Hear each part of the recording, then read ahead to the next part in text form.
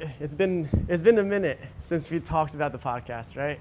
Yes, it's been a while. It's been a couple months. It's been in the works.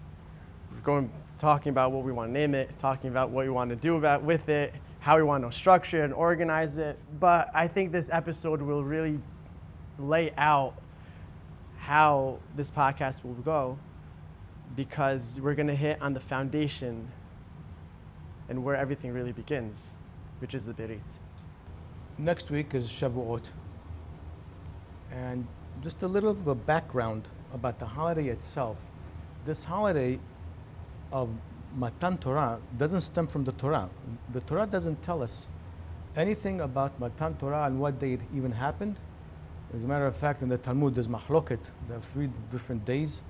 We're not sure, because it says Bayom Hazeh. Okay, so, and then 3 days later, and then how much time really was there between when Moshe proposed the Berit to the Jewish people, and then they came back and they agreed to it. It doesn't give us really a lot of information. It doesn't tell us what day Matan Torah happened.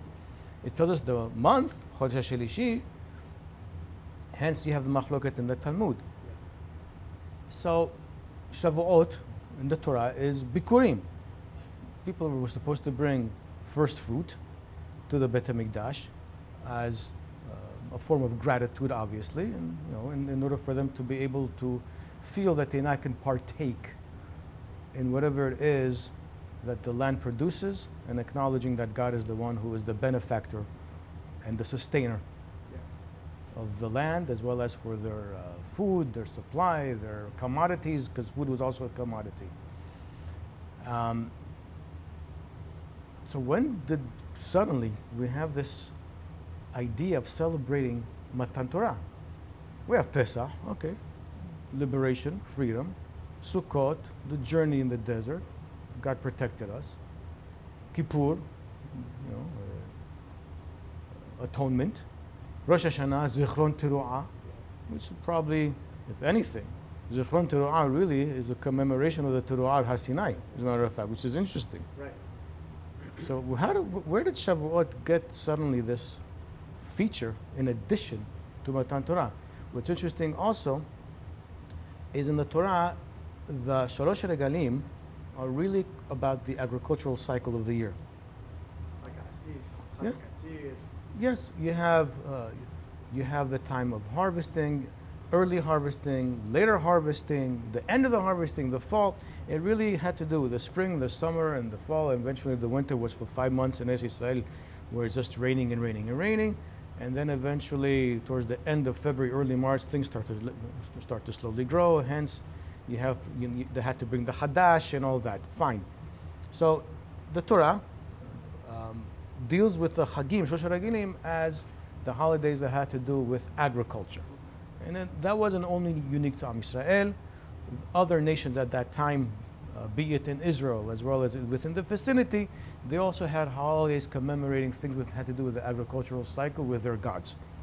Okay. Then the Torah gives, the historical. Pesach, the history of Pesach, leaving Egypt. Sukkot, the desert. Great. It doesn't say anything about the history of the Shavuot. So where do we see something of this element? Prior to the Talmud, before the Talmud, because the Chachamim are already dealing with it. There are Midrashim already dealing with it. So Midrashim, clearly, you have in the 1st, 2nd, 3rd century already discussing the whole theme of Matan Torah and Shavuot. We have these Midrashim. Anything before? The only record that we really have of a day that commemorated Matan Torah, a source, had to do with Philo. Philo lived in the 1st century BCE in Egypt. He was the head of the community. His brother, according to tradition, was also one of the Kohanim in the Beit HaMikdash, the Second Temple, at that era. He traveled to Israel a few times back and forth. He was very well known, and of course his works were well known in Greece and Greek at that time, to the Greek speaking public, both Jews and non-Jews. Greek historians and philosophers later on do quote him. He was known. And later on, the church fathers used his works very often to interpret scripture. Did they make him a saint? No.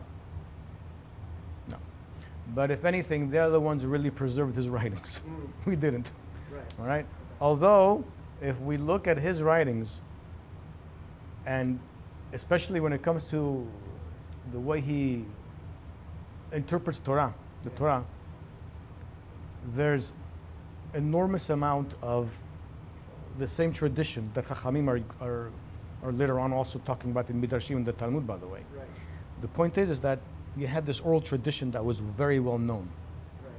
Right?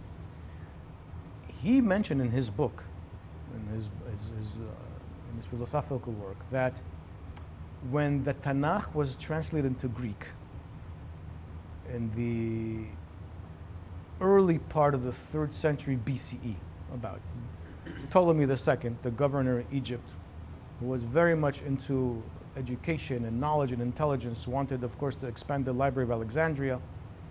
He collected as many books as possible in his power, and he always knew that the Jews governed themselves according to a book. A book, the book, the book. This is it. Hence, we're known to be Am HaSefer, the nation of the book. In Arabic, Ahl, Ahl al-Kitab, Kahal al-Kitab. That's what we're known for. So what is this book? So when a copy was given to him in Hebrew, according to tradition, he didn't know how to read it, obviously, because it's in Hebrew. So therefore, according to our tradition, maybe some of it is exaggerated, some of it is. There has to be some element of truth in it, because or else why would suddenly the Tanakh would be translated into Greek? Unless there's a request by somebody in power. So according to our tradition, of course, he requests from the Bedin Gadol that Chachamim come and they translate the Tanakh into Greek. He invites them, they come. It was a big delegation, a big kavod. He accepts them and he tells them, I'm going to put you in an island off of the coast of Alexandria called the island of Pharos. Till today it's there. Okay? It was one of the main ports of Alexandria with a lighthouse, etc. And I want you to produce to me a copy, each one of you a copy of the Greek Tanakh. Okay, so after X amount of weeks, each one produces a Greek Tanakh. He compares it. It's all identical. Legend. Most probably, you convene, give me one copy. I want you to give me a copy of the Tanakh according to your tradition. Okay? That, yes. So hence the Greek translation, Septuagint, translation / commentary, obviously, of the Tanakh. And it became suddenly very well known to the Greek-speaking public, the non-Jews. And this is 3rd BCE. Yeah. So this is pre-Hanukkah. Oh yeah, story. yeah. Okay. Because the relations between the Jews and the Greeks from the time of Alexander in the year 333 BCE were very good, very cordial. The early Greek historians, when they encountered Jews, they were highly impressed by who we were. They considered us a very sophisticated people. They called us a nation of philosophers. Even Alexander, when he, according to our tradition, when he comes to Israel, he doesn't have to invade because we didn't have an army. We were under the Persians. He beat the Persians, he's coming. He saw us that we were very different than the rest of the people. Our mannerism, our culture, our ethics, our way of dress, and our hygiene. Hygiene also. Why? Definitely in the time of the Second Temple, more than the First Temple. The Jewish people were very, very meticulous when it came to tahara, purity. As much as possible, they wanted to be in a state of purity. Whether or not they're going to the Mikdash, they made sure, as much as they can, be in a state of purity. Right, and there's archaeological Yes, evidence of it. In mikvaot all over the place and everything. And houses you've Yes, been, right. as well as we see in our writings, as well as in Philo's writing, and again, an early historian writing, they say that we're different. Okay. So things were cordial. They were good. Once the Tanakh is translated into Greek, and the non-Jewish Greek-speaking public living both in the colonized areas of the Middle East, right, as well as in Greece, they were fascinated by the book, specifically the Torah, the Chumash, specifically the Chumash. When they started to read the narratives and the code of law, the code of moral and ethics of how to be, and the main principles of what this faith is about, they were highly attracted to it. One God created the universe, contrary to their mythologies, many gods. One God also governs the universe and knows and interacts with humans. Humans do not have to be semi-divine or demigods to interact with God. No. God interacts and is very aware and cares about the affairs of humans. God doesn't need humans. Whereas the Greek gods and the pagan gods need humans to serve them. Okay? Our God doesn't need us. The same creator who creates the human, both male and female, in his image. That stood out tremendously because now every human being has intrinsic value. There is no room for a hierarchy anymore. There is no room for anybody to claim, I belong to this category, therefore I'm treated in a certain way. Plato, the great philosopher, categorized humans in 3 types. Humans that were either gold, silver, or bronze. Depending on your status, you had certain privileges or not. As well as justice depended on the bracket that you fell into. Like the caste system. Of course, hierarchy. Aristotle, his student, categorized humans in 2 categories. Those who are ruled and those who rule. Okay? Depending on where you fall, you either reap or not reap the benefits, as well as different tier systems of how you're treated. When they read that the Torah is one law, to the stranger who is a non-Jew and to the citizen who is a Jew in the land of Israel, everyone is under the law. They said, hold on a second. This seems to make sense. Their king is not a god anymore. There is no room for this caste system or for hierarchies. A justice system that is fair to everyone and everyone is equal under the law by the creator of the universe. This blew their mind more. That every single human being is supposed to rest on the 7th day, including animals, including the field. What? So we're not slaves anymore? No, you're not slaves. You got your time. Your master cannot demand from you to work. Your employer can't demand for you to work. This is revolutionary.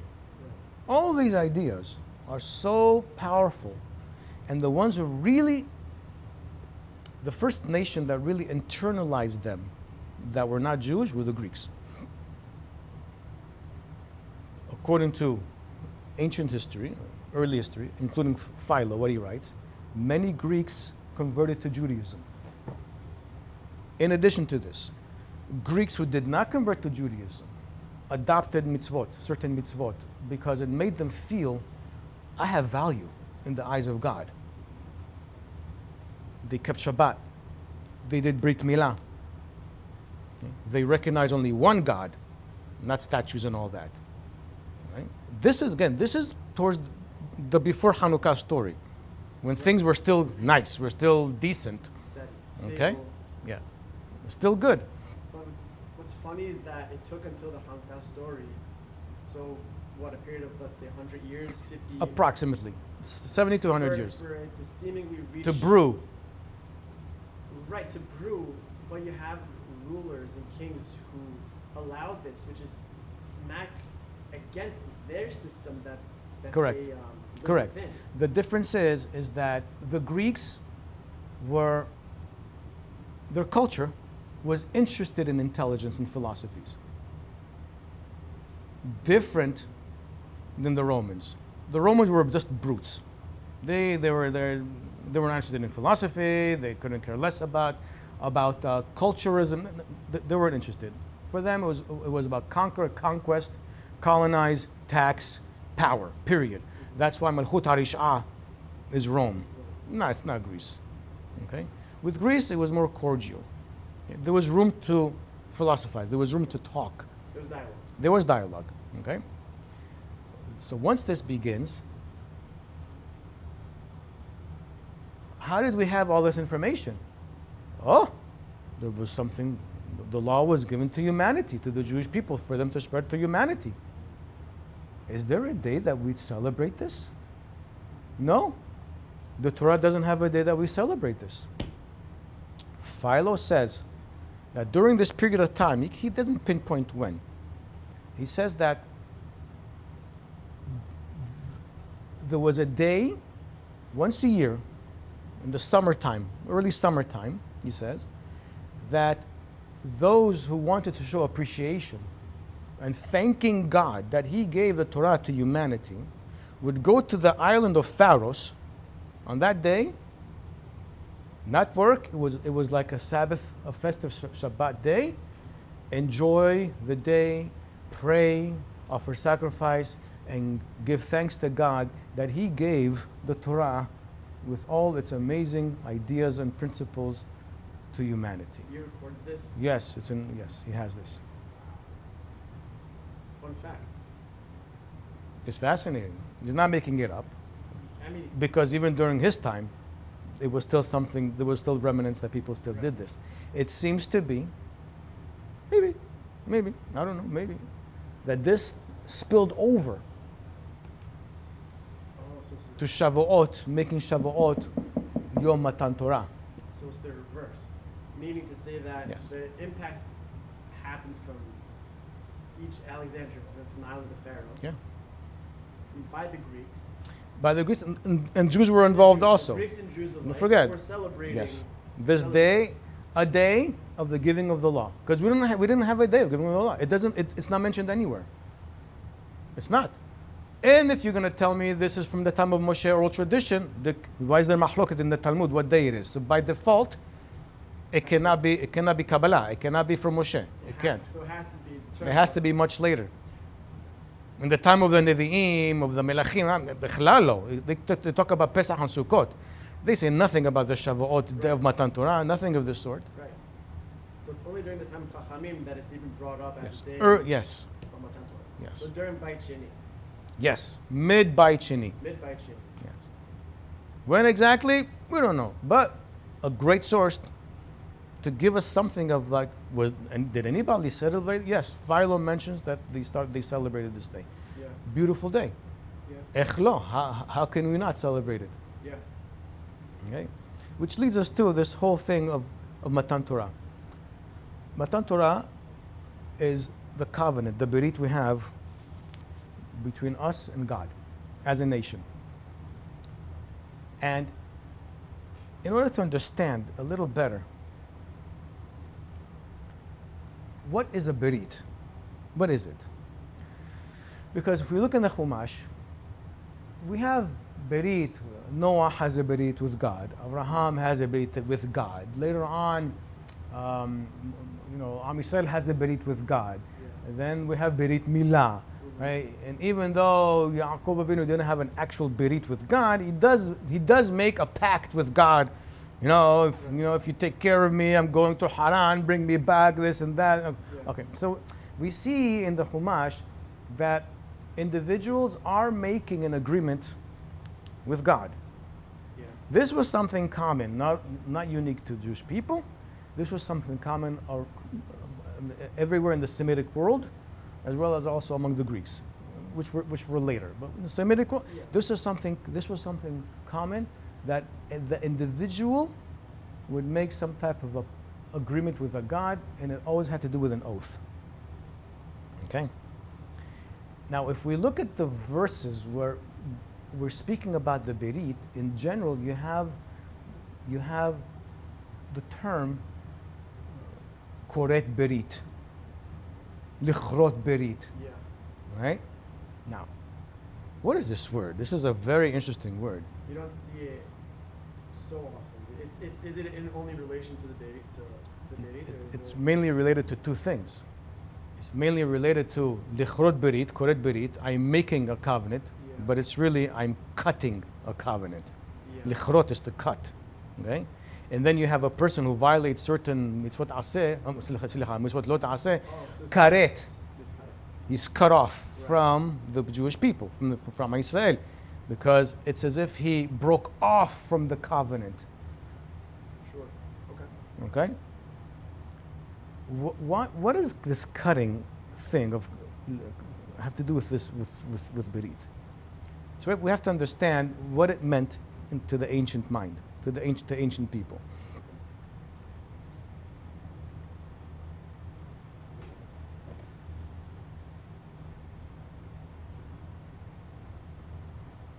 Early sociology, okay? Early humans, prehistoric humans even. In order for them to be able to succeed in whatever that they were going to do, there had to be cooperation, and therefore, for them to survive, they had to be in a group setting. One person cannot survive the wild. No, you're done. You're taken out. Two people, the same thing. You had to have a group of people, which eventually became the clan, right?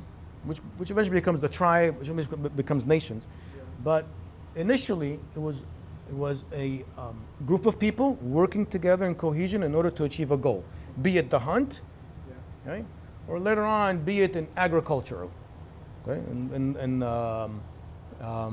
early times. Fine. To belong into this clan, there's certain guidelines. Certain things you must do and accept. Certain things you are never allowed to do, which are taboos. Okay? Principles of how to conduct with each other. This is it.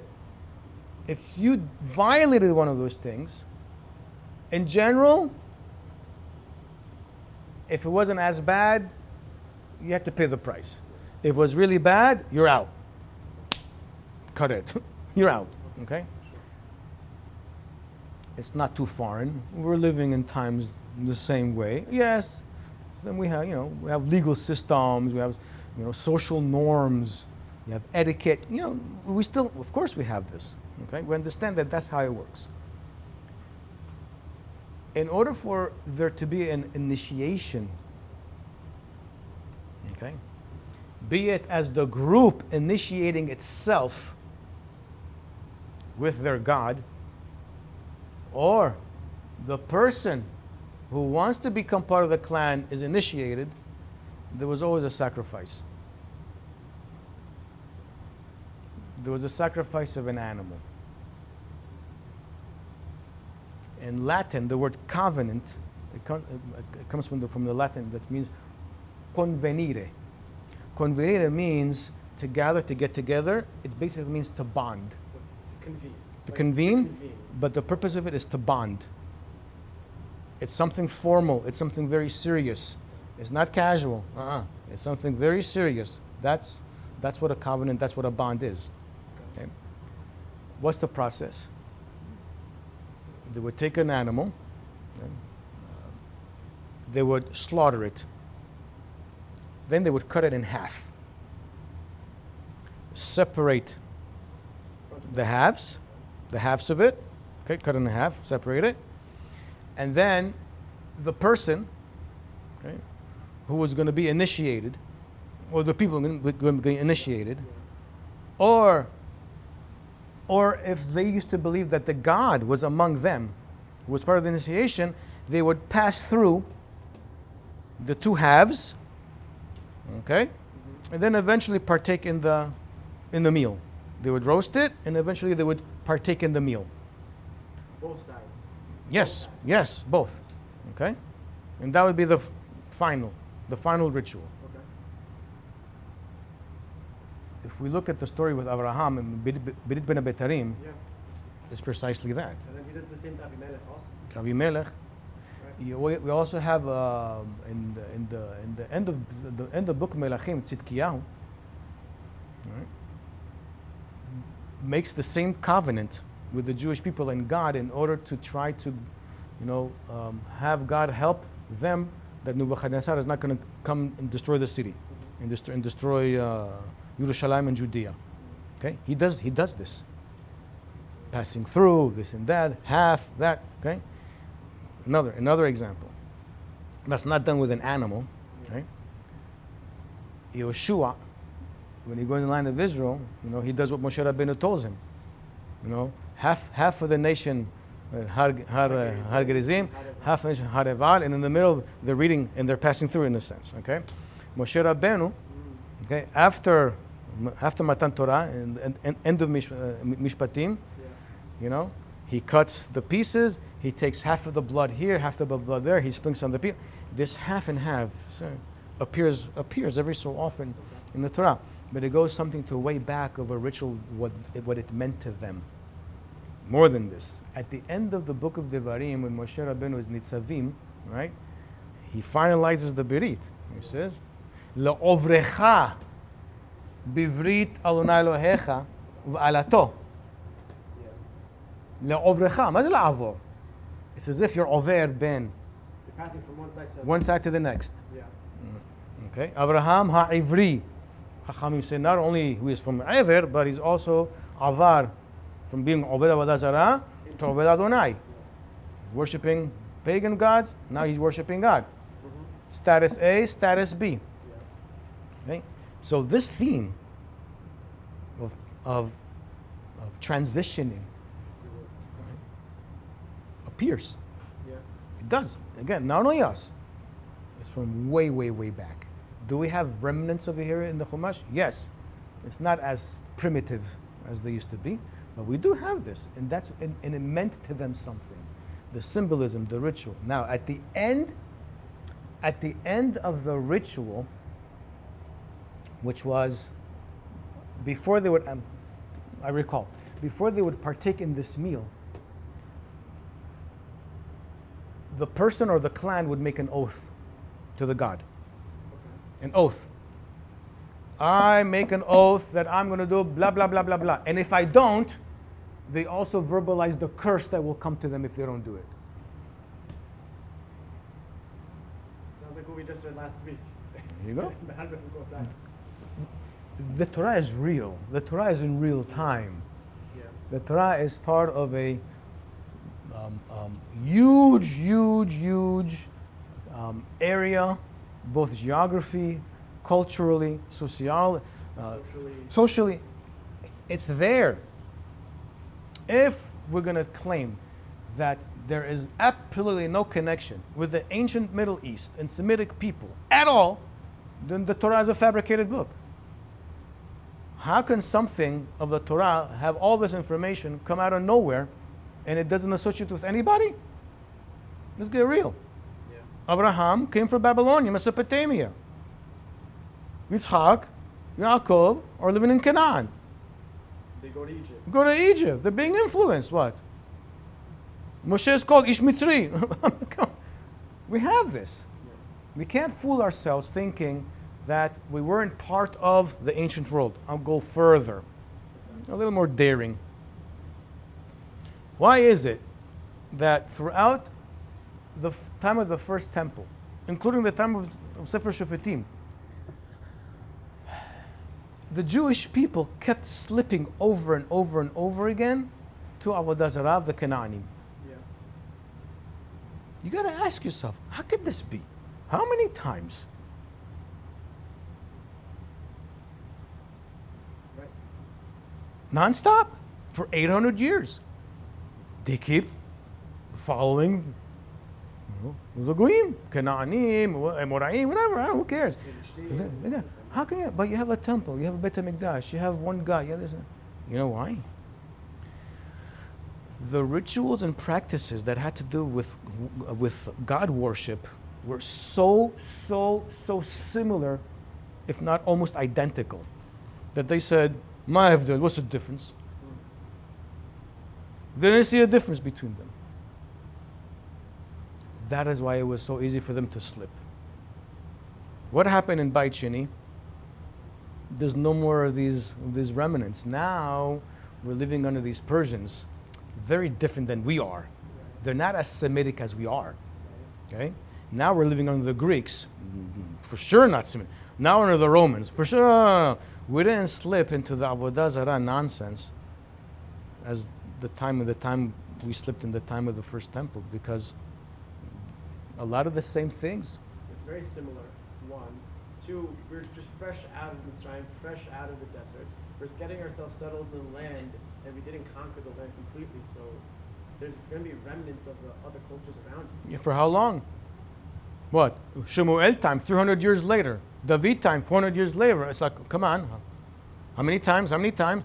It's that, again, it just shows you that we didn't sprout, nor live, nor develop in a Jewish ghetto that was not part of planet Earth. No, we didn't. We were part and parcel of the people living there, and we interacted. If you read Tanakh, it's clear as can be. Yeah. Forget the comparative literature afilu. Just look. Let's look what's going on. Yeah. Okay. So, going back to this theme of covenant. So Koret. Yes. Right? Koret Berit. If you think about it, also Brit Milah, what do? We cut, we sever, we cut the foreskin, that this way, in a sense that when the Jewish male, is reminded of his covenant with God, that's, I karati mashu, I cut off something in a sense. So yeah, it's something physical, it's also symbolic. Okay? So we have this. It exists. Right? How does this work with Matan Torah? Well, Borei Olam makes a proposition. But before he makes this proposition, right, he states something. He says to Moshe, I want you to say the following to Bet Yaakov, as well as to Bnei Israel, and narrate to Bnei Israel, and narrate to Bnei Israel. Of course, Chachamim say Bet Yaakov is the woman, Bnei Israel is the man. Beautiful concept, fundamental idea. God wants the people to choose freely without having any influence with one another, especially women being influenced or dominated by their husbands. They have to choose freely in order to get it, teaching us a very powerful message that the essence of Tzelem Elohim is free will. That's the essence of it. Knowing I have free will. Borei Olam demands that we have free will. Demands that for us. He created us this way. He wants us to have the relationship with us in this way. The covenant is based on total free will by both men and women. Again, this is revolutionary. This is we take it for granted, but this is totally revolutionary. Okay? He says to Moshe, tell the Jewish people that Atem re'item et asher asiti leMisraim. You saw, you witnessed, you experienced. It's not a matter of belief anymore. Why does he have to say this? To substantiate who he is to the Jewish people. I'm not some type of figment of someone's imagination. Why? You called out to me. You cried out to me. Elohim. Right? God says, now I'm going to intervene. Of course, figurative. Yeah, figurative. I'm going to intervene. That suddenly, we have Moshe and the Sinai and the burning bush and that whole thing. This suddenly there's a shift. God said, I fulfilled what you wanted. More than this, I fulfilled my promise, my berit I have with your forefathers. I demonstrated myself to you. Look at the profound principle. We don't take God for granted. We don't believe with blind faith. All other faiths are blind faith. All of them are blind faith when it comes to God. What did Allah do to the Muslims? Demonstrated anything to them? No. It's pretty much what Muhammad said. What the angel Gabriel told him about Allah. Yeah, but did Allah do anything to the Arabian people? No. Christianity, their founder Jesus. It's based on blind faith at the end of the day. Jesus said what the Father wants, even though the Father never spoke to Jesus. But since he is believed to be the physical embodiment of the Son, which is, according to them, also part of God's will on earth, then he knows.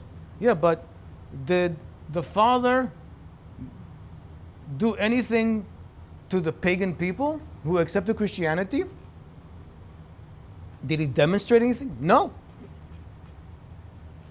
So therefore, the two other monotheistic faiths, we'll call them that, right? Their claim of the fundamental of their belief in their God, whoever it is based on what someone said, but not what that God did to their ancestors. Therefore, the Torah, Judaism, is on a completely different realm. It cannot be compared to these other faiths. It can't. When we say we ma'aminim ba'alunai, I don't like the word belief. I like the word trust. Because Borei Olam demonstrated to us what he did to the Mitzrayim. We can trust him. He keeps his word. And therefore, we know he keeps his word. Matan Torah, right, establishes the principle that there is one God. Therefore, Yedi'at Adonai, knowing that God exists, should be on the lips of every Jewish people, every Jewish person. Not, I believe in God. No, I know there's a God, and I trust in this God. Therefore, our faith is not based on blindness, no. It's based on an experience. It's based on knowledge. Well, knowledge and experience are one and the same. It can't just be knowledge from an intellectual. It's knowledge based on an experience. We know because we experienced something. Mm-hmm. Therefore, we know. Right? So, what is the proposition? So, I prove myself to you because I want to make a proposition between you and me. Mm-hmm. I have to demonstrate who I am to you. Because I'm going to make certain promises and conditions that I'm going to fulfill. I did it. Right. More than this, I'm going to do it for the next 40 years in the desert. And more. Until it's sealed. Until it's sealed. Until that covenant is sealed, because you still have room in the 40th year. Moshe Rabbeinu says, you don't want to be part of it? You can leave. See ya. So Borei Olam is always demonstrating. Therefore, he's not a tyrant. He's not an oppressor. He's, if anything, God is the persuader. So in a way, you can't say that God was backing Am Yisrael into a wall to say, oh, I did this for you, now you have to do this for me. Correct. No. You still can choose. He tells Moshe, if they want to be part of my covenant, faddal. They don't have to.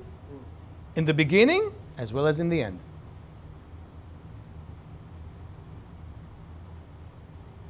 God does not need individuals who will resent him to represent his will.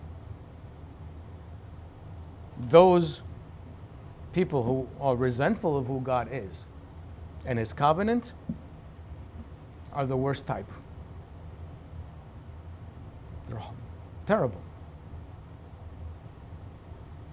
Yeah, I mean, think about it at a more practical level when it comes to parenting, like a parent and a child.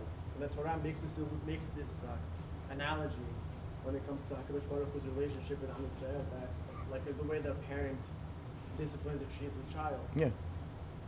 Right? So taking from that angle that you don't want, the worst thing that a parent can have is a resentful child. Of course. Being a resentful child, as well as being a resentful individual to God, is the most ungrateful human being. You don't recognize that the source of your life comes from your parents, as well as the source of your life comes from God?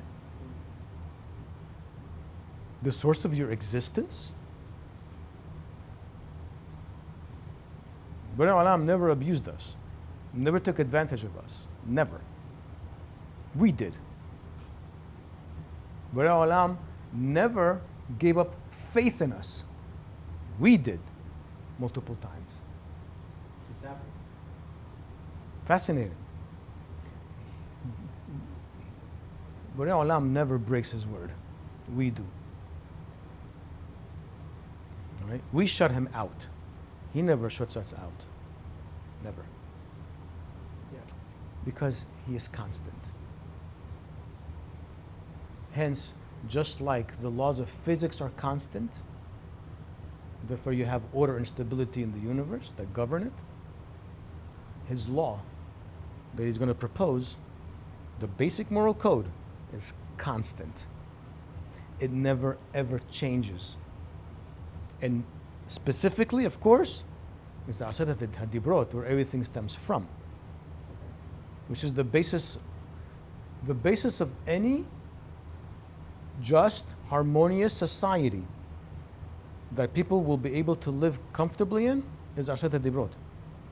That's the basis of it. Any society. Because really, if you go through each one of them, maybe next week we'll go through each one of them, it's the fabric that brings the cohesion in society. And without it, you take one of those things out, it breaks down. Because each one of those things really is a nail, is a principle that has to do with everything else that has to do within the trust of humans with one another. Trust and the value of the other human being. This is it. And that's why it begins with Anochi Adonai Elohecha, because God says, I'm the one who gives intrinsic value to you, not you humans to each other. I'm the one. So again, it's revolutionary is definitely an understatement. Yeah. Definitely an understatement. And he proposes his covenant in that way. You know, I identified myself to you. I show myself to you. Right?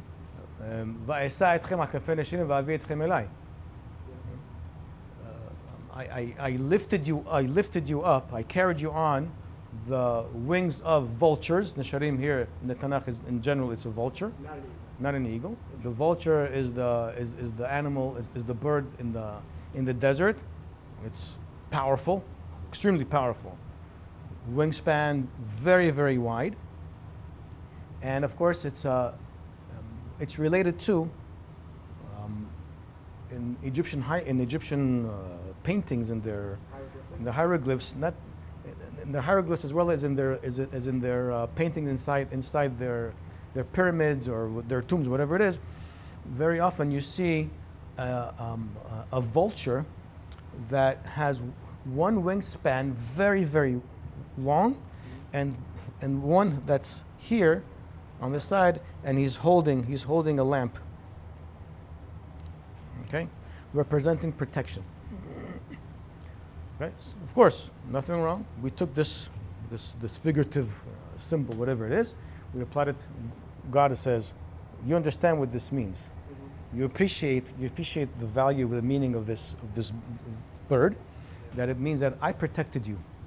Not only that, I took you out of Egypt swiftly, against all odds. Plus, I love the idea is, I lifted you up. You were dehumanized. Oh, okay. You were demonized. You understand it. Ki atem yadatem, you know. What's the pasuk? Ki atem yadatem et nefesh. What's the pasuk? You know very well the feeling of what it means to be enslaved. You know, you know what it means to be treated like a foreigner, a stranger that was always persecuted, that was always oppressed in all societies across the board. Because the stranger, the other, is always susceptible. You can't trust him. They're taken advantage of usually. So therefore, not only later on, you can't treat the ger that way, God says, obviously, okay? As well as Va'asa etchem, I lifted you up from that state of what you were. Va'avi etchem elai. I brought you to me, to the creator of all, that gives dignity to all humans.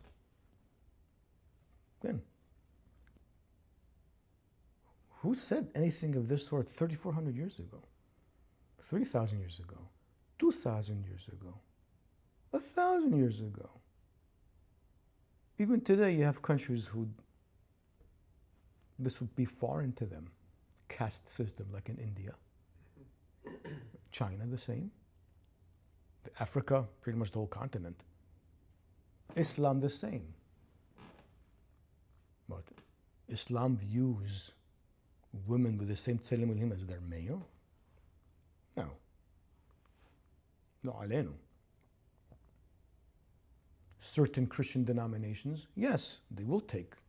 Certain ones don't, because the woman is the essence of sin.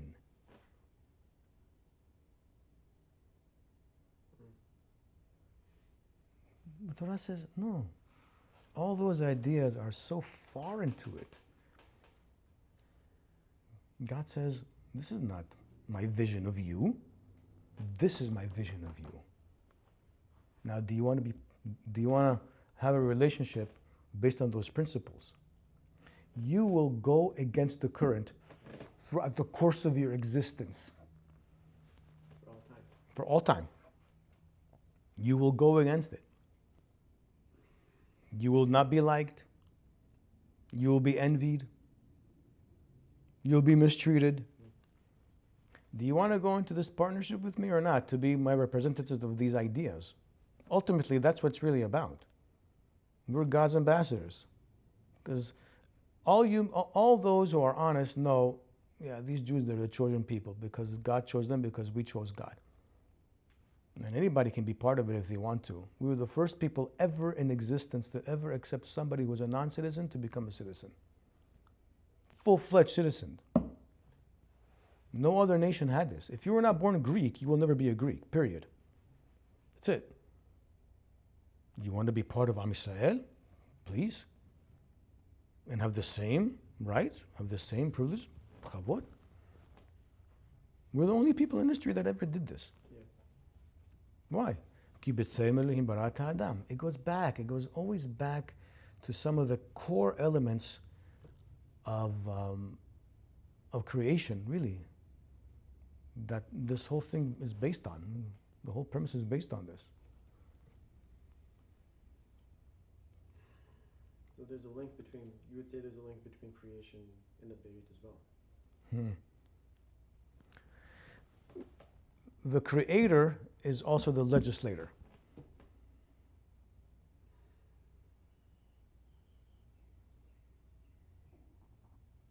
The creator is also the legislator. Yeah, that's the Torah. Right. Right. Has to be. Yeah. For there to be constant. It is a constant. Right. Going back to that constant, like the example you give with the laws of physics, just like the law of physics are constant, so too the law of God. It's constant. Must be constant. Yeah. It doesn't change. So I was thinking about this. Yeah. So some people say, you have a covenant with God, this and that. You claim that your moral code comes from God. Yeah. I don't believe in God. I don't believe in the God that you speak about in this. Okay? Okay, no problem. So, atheist, schmatheist, whatever it is, at the end of the day, if you're living in a society among people, there's a code that you're going to live by and govern yourself, whether you like it or not. It doesn't matter. Well, I don't like where I was born, so I'll look a different country, a different society. No problem. No matter what, you will always be under a certain code of behavior in order to be part of the rest of society. It's like we spoke about before.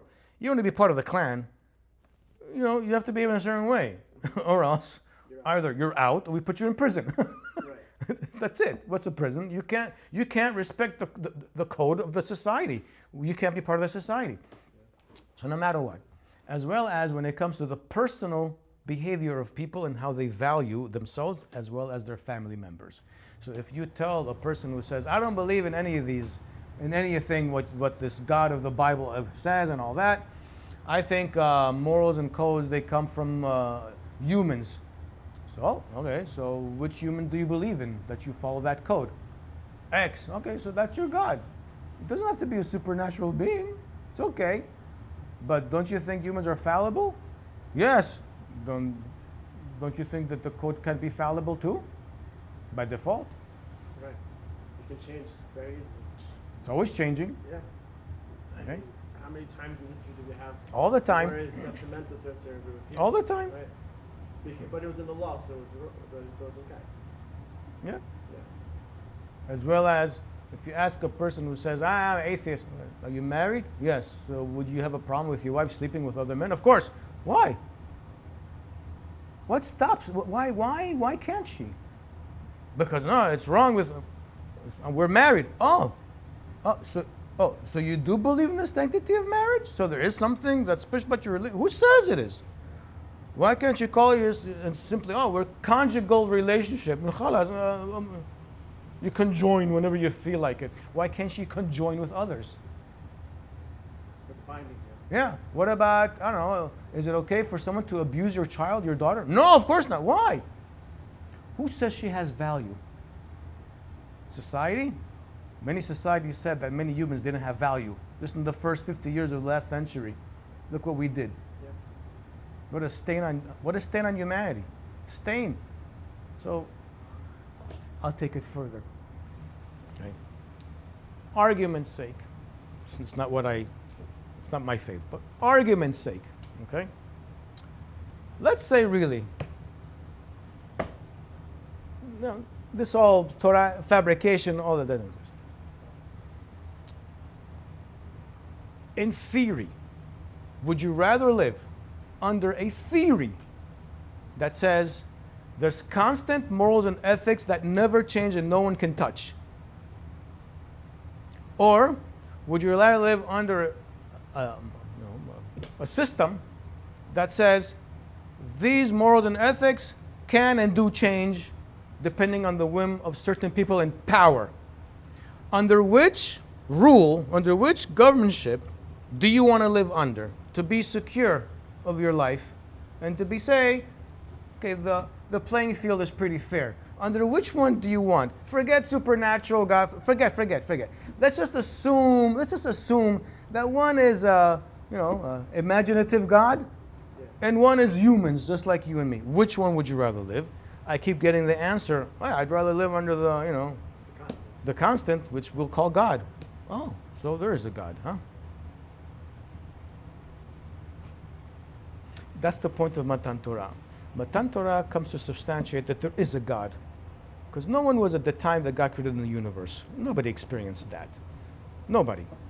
Whatever the Avot experienced, that was very personal to them and nobody else. And nobody else. And it was a matter of interpretation that's what God did to them. That's how they felt. Beautiful. And they passed it on. Here, on a national scale, God redeeming the Jewish people out of Egypt against all odds and leaving Egypt devastated, that's like, how could that be? No, it's the God of the Hebrews. Okay. Now he wants to make a covenant with us to substantiate that not only what he did to them could be real, but demonstrating that I am real. And if in order for you to say we have a relationship or we believe in God, how are you going to demonstrate it? You got to demonstrate it by accepting and following his code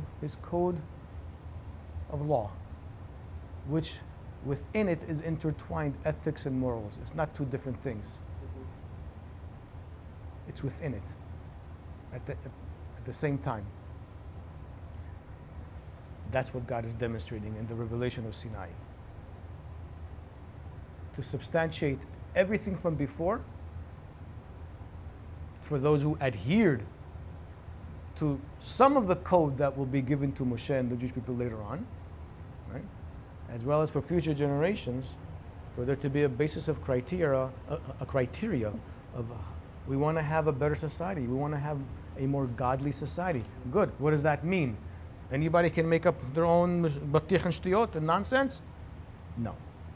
Here it is. Here's the criteria. More than this. I think we'll finalize it with this. God chooses us. There's a reason why God chose us. At that point in period of time, we were the only group of people, a nation, that had the mental capacity to understand this, to receive this revelation. And we had to go through the difficulty and the hardship of not only Yaakov with Yosef and the brothers later on coming down, and then the whole oppression, and then do we get out, do we not get out, Korban Pesach, no Korban Pesach, the Makot, are we gonna, how are we gonna view them? The Mitzrim are running after us. We cross the Yam Suf, and then we have man issues, food issues, then Shabbat in the middle out of nowhere, then water problems, and then Amalek problem. Already we're having difficult challenges, and we made it. Demonstrating to us, life is a struggle in general. However, you now signing up to my covenant is even a greater struggle. It's a greater struggle. Yes. You'll have much more meaning in life. You will understand enormous amount of value being part of this covenant, but it's a struggle. It is a challenge. Not only a challenge to stand up against other nations and people who will hate you and envy you, but it's also a challenge that you have to go against your natural instincts and impulses. But it will make you realize more and more what it means to be a human in the eyes of God, not in the eyes of others. And that's the whole point of this covenant.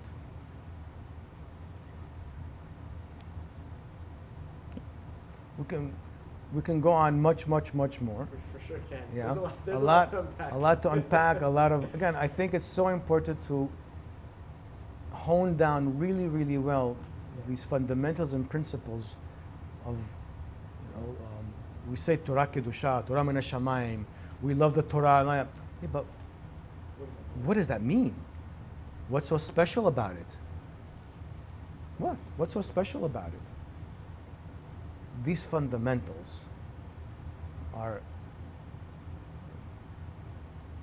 not only revolutionary, they don't come from a human mind. The human mind is prejudice. The human does discriminate. The Torah doesn't. That's by nature. By nature we do. It's by nature for us to discriminate.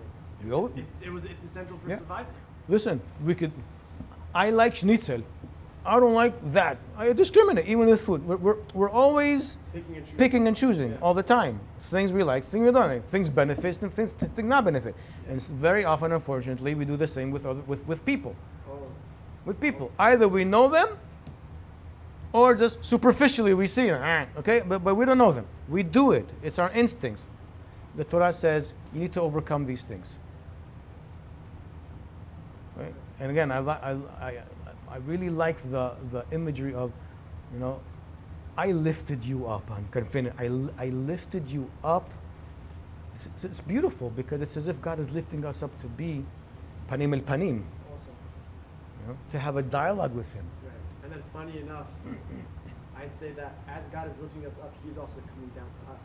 And His the word, image, yes. Correct. And that's the image He's going to show afterwards later in the story, where he tells Moshe, no, you go down with the people, and I'm going to. You have to be. And exactly. And I'm going to come down to you, and I'm going to relay my message to you. Correct. Down here. Not that you could just go up and. No, we can go up to God. Which is again going back to some of the differences in other faiths. Yes.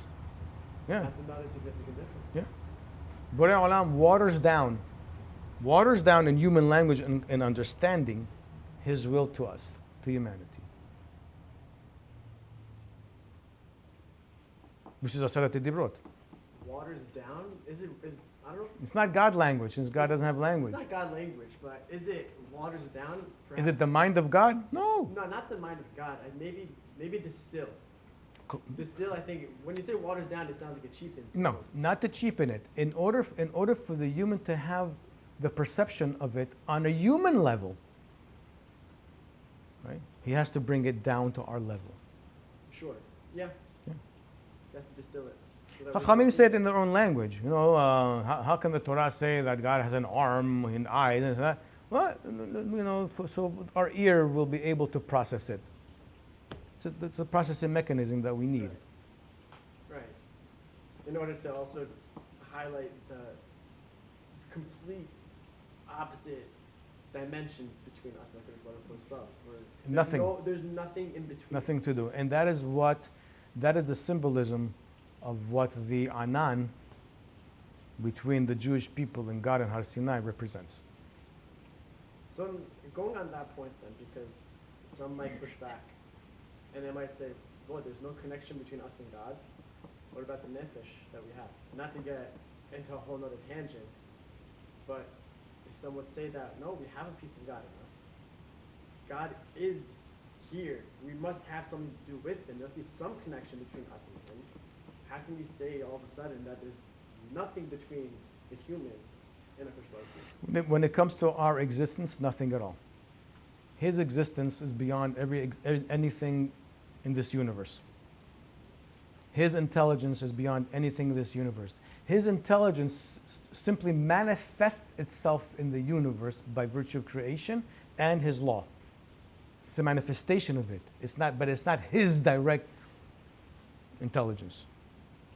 The same thing when it comes to his existence. The universe exists because of his existence. Okay? So therefore, the universe is like a byproduct in a sense of his will that he wants the universe to exist, but there's categorically nothing relatable to one another at all. And now when it comes to our relationship with God, he's not part of us, we're not part of him. Again, the Anan, separate, yeah. We're getting to a covenant, however, we're completely two different entities. Nothing to do with each other at all. I can relate my message to you. You cannot claim to know my mind. You cannot claim to know me. No. That's beyond the human mind. Period. You know, Contrast that Bilam, right. of course, you're the Atelion. Yeah. Okay? We say, no. That's not who Adonai Elohei Israel is. That is the other gods of other people, which are pretty much fabrications of their own self. Yeah. It's a reflection of who they think their God is based on who they think they are. Mm-hmm. And it's usually the, how do you call that? People have the alter ego. What's the alter ego of mythological gods, of the human? Powerful, right? Yeah. Dominant, beauty, all-knowing, unstoppable, arrogant, control. Yeah. Again, it's the alter ego of the human that is depicted in the gods of the pagans. Is it alter ego? Would one say that it's the aspirations, the projections of what a person wants to be? That's the alter ego. Alter ego, yeah. I guess, yeah. Alter ego, yeah. It's like, look at me, look at me, look at me. Sure. No. Na'aseh lanu shem. Look at us, look at us, look at us. No. Know who you are. Many statements of Chachamim speak about this. Yeah. About the abysmal difference between us and God. One of the things of a covenant, by the way, covenants are structured on demarcation. there are parameters here. We're getting to an agreement. Understanding that we are different entities, we have different responsibilities, and there's lines that we do not cross. That's demarcations. That's a covenant. That's a berit. If we read the Torah, if we read the berit in that way, we'll see. It's setting up the stage of how things ought to be, not how things are. Very often, the way things are not how they ought to be. The Torah comes and says, this is how things ought to be according to God and the agreement you made with Him. Do your best to apply it. So the boundaries are necessary. Of course. To not just set the framework, but for the individual, for the nation, but to give the nation aspirations for what they need to work towards. Achieve. As well as, if you really look at the Torah, it doesn't have an ultimate goal. No? It doesn't say. Doesn't say. It says, in the land of Israel, you be prosperous, this, that. Agriculture, prosperity. Yeah, but that's a cycle. It's not a finality. It's not an end. Like Mashiach, you mean? Well, even Mashiach is not an end. Right, because you want to, okay, fine. Yeah. It's not an end, but an end, it doesn't have an end goal. No, it doesn't. The Torah doesn't have it. Like once we achieve it, we stop. We stop. It doesn't. It doesn't have. It doesn't even have Olam Haba. True. What does it have? It says the means. Means where it's leading you to. Okay. And it can only be means. Why? Because if you think that this is going to lead you to a finality, you're going to think it's a perfection. There is no such thing as human perfection. As long as humans are involved in something, there's problems. As long as humans are involved with one another, there will be evil. Even Yomot HaMashiach, Chachamim say. No matter what. Hence, the Torah is going to be applied in Yomot HaMashiach. Why? Because we're going to have problems. There'll still be ganavim, there'll still be this, aniyim, etc. To tell you something very, very powerful. The Torah is not coming here to tell you, you did this, khalas, have a good day, perfection. No, it doesn't exist. The world is going to continue to unfold. Civilizations will continue to become better, we hope. We're living in times of today, never in human history, ever existed. There is today in the world, there is more peace in the world than ever. There's less conflict in the world than ever today.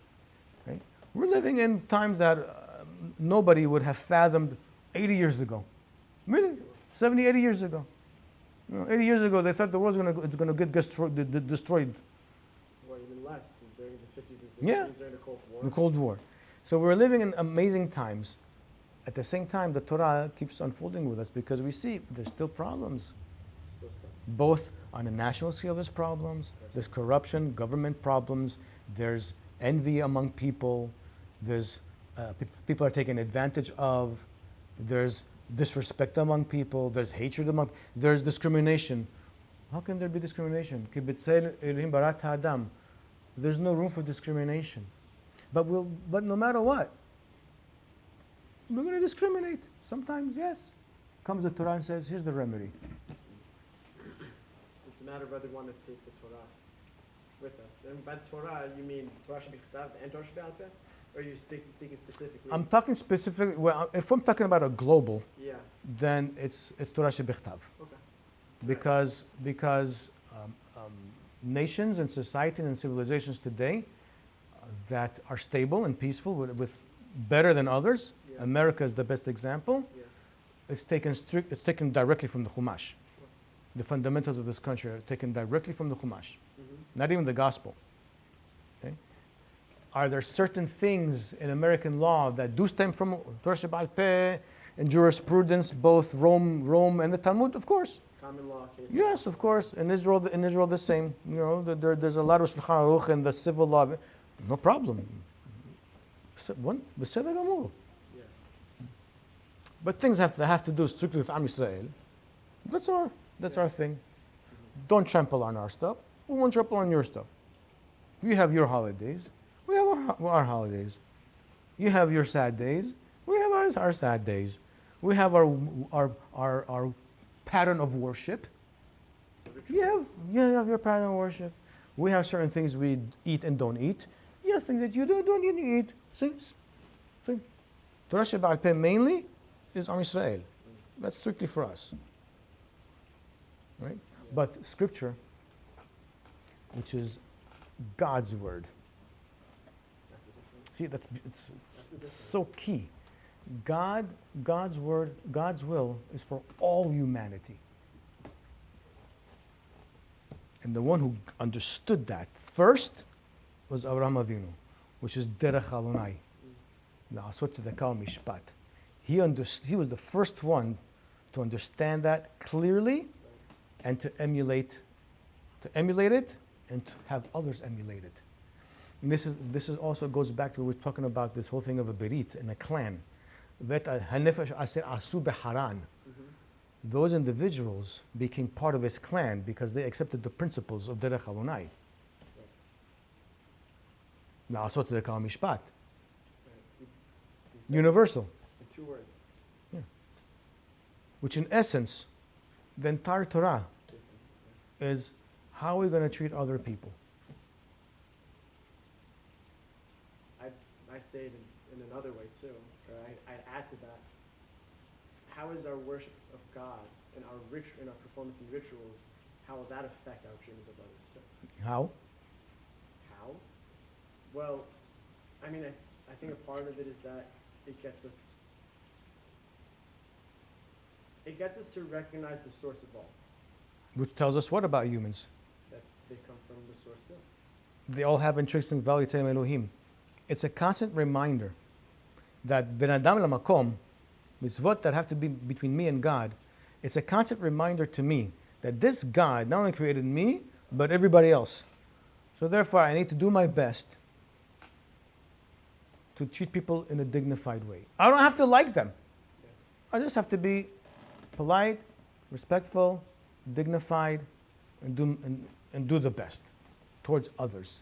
That's ultimately what it is. Because according to our tradition, God doesn't need us. He doesn't need anything. He doesn't get anything out of the rituals we do for him. He doesn't need it. He's independent of everything. What does he need us? Some people think, oh, God needs me to do. He doesn't need to do anything. Stop fooling yourself. God existed before and later, and God existed before you were born, and he will exist before you're dead, and period. You have no effect on him, and you had very little effect in this world at the same time. So let's get real. Let's not be all that. We're not. So if we understand that those Ben Adam Lamakom things, ultimately, it's a reminder. It's a reminder. Even Shabbat. What's the point of me resting on Shabbat? To feel dignified, as well to recognize others also have dignity. My animal has dignity. Not just my animal, my Eved. No, my animal. I can't have my bull choresh. I can't. I plow. I can't. Not only that, I can't pluck a grass afilu. The land has value. Shabbat is the day that gives everything in this universe value. Sacred. Even though Shabbat Ladonai. Yeah, but what does Shabbat Ladonai mean? Shabbat Ladonai means for me to recognize that God gave value to everything in existence. And it's all relative of how you see it. It's not one way. No. Everybody sees it differently. Of course. That's part of the beauty. So that's the whole thing. Sure. That's part of the beauty of it, because you add your own meaning. This is what, by the way, the Nevi'im got it. What did they criticize the Jewish people mainly for? How do we treat? How do we treat others? The- Right? the- What does God want from you? This, and they keep saying that. They keep saying mainly, right? Can you take care of each other? Can you not oppress the poor? Can you be a decent person? Can you not be? Can you not take advantage of people? They keep saying that over and over and over again. Rarely, very few times they say something about Shabbat and about eating not kasher or worshiping gods. I mean, on the contrary, they say, I'm not as interested in that. I'm not as interested in the ritual. And the I'm interested in your behavior towards others. Again, they got it. They understood it. Mm-hmm. Again, going back to what we said before, that the Torah is means, it's tools, it's pathways, really. Pathways leading us to Noam, leading us to Shalom. You know, Noam is having a pleasant,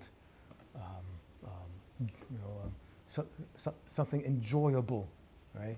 Shalom is wholesome, not perfection. Wholesomeness, harmony. That's the Torah. Not finality. What Olam is the finality of all.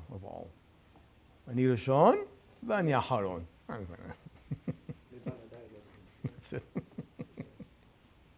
So on that, I think that we'll need to pick up next time.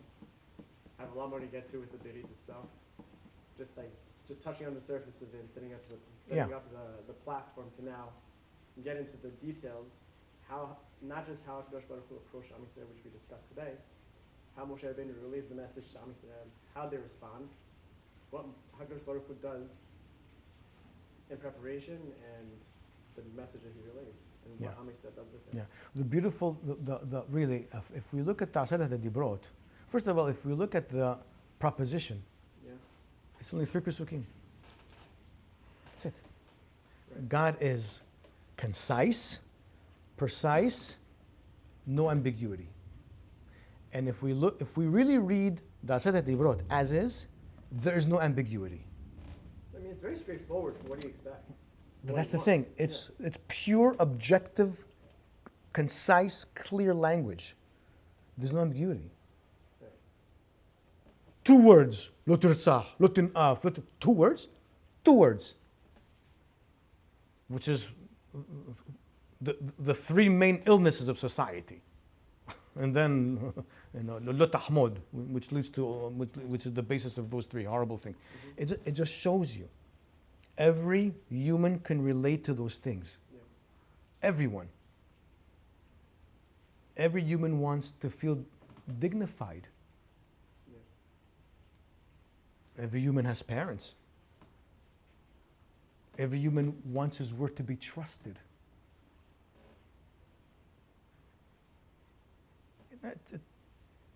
Again, revolutionary. No one in ancient history ever said these things, ever thought of these things. Nobody. And the message that it has, it just, again, it propelled, in the course of thousands of years, it propelled civilization to become what it is today. I say this, I've been saying this for many years. God forbid there was no Torah on planet Earth. God forbid. Oy vavoi. Well, there were millions of years without it. You can't forget about that. Well, if we're going to take what anthropologists and archaeologists say, that humans who resemble us or like us and have the same brain as us is barely 200,000 years, what were they? They were savages. 200,000 years. I mean, in the grand scheme of the earth, it's nothing. It's nothing, but zero. In the grand scheme of us, of what the Torah. Yeah, but again, this is for humanity, and if you think about it, humanity became, by definition, human and civilized barely 6,000 years ago. Barely. Before that, it was the agricultural revolution that, made us have more civilization. Sure. Great. No one knows how that even happened. Nobody knows how humans figured agriculture. Nobody knows how that happened. So what? Barely 6,000 years of humans that are able to speak and have reason and read and write. It's a miracle. Right. It's a miracle. But and it's still difficult for humans to behave this way, because it puts enormous responsibility on the human being to be human in the eyes of God. Only the Torah tells us what it means to be human. Only. Yeah. I guess so.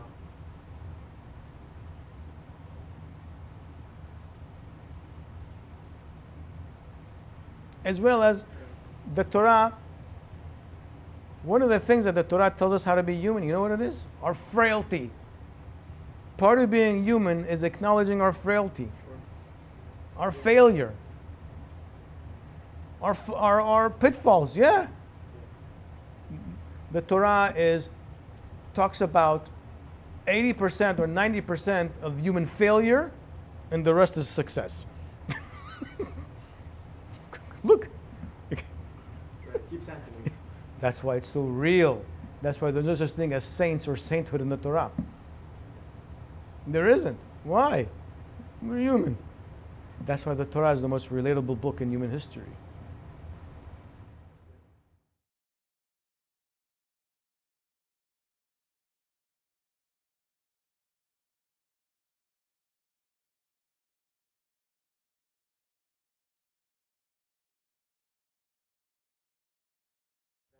Yeah. It's just, scratching the surface of the methodology and approach. The approach of how to gain as much as possible when we take seriously, read seriously the Chumash. Baruch Adonai Olam. Amen. Amen.